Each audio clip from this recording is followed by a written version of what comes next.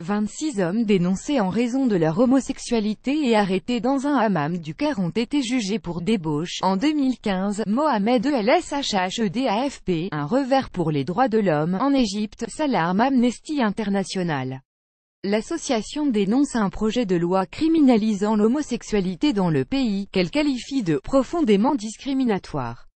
Actuellement, le droit égyptien ne pénalise pas l'homosexualité en tant que telle, mais les tribunaux utilisent les incriminations de « débauche » ou de « prostitution » pour condamner les homosexuels.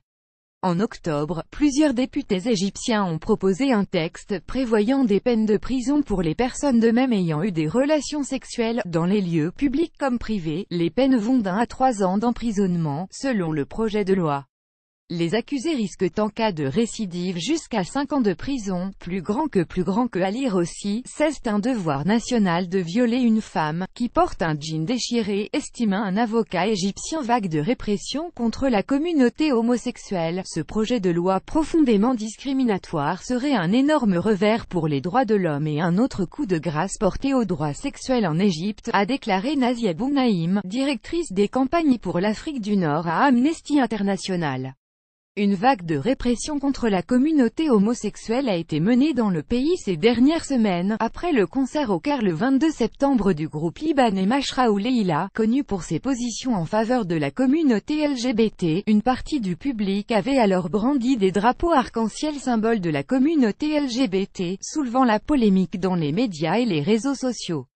Plus grand que à lire aussi, Macron ne veut pas donner de leçons sur les droits de l'homme au président égyptien. Selon des sources sécuritaires, les forces de police ont arrêté 31 personnes depuis le concert. Le nombre de ces arrestations dépasserait 70 selon Amnesty. Le 19 novembre, un tribunal pénal du Caire devra se prononcer sur le sort de 17 personnes accusées de débauche sexuelle. Ni la présidence, ni le gouvernement ne s'est publiquement exprimé sur le sujet. Le Conseil supérieur de régulation des médias, un organisme public, avait toutefois qualifié en septembre l'homosexualité de « maladie honteuse », interdisant aux organes de presse d'en faire la promotion.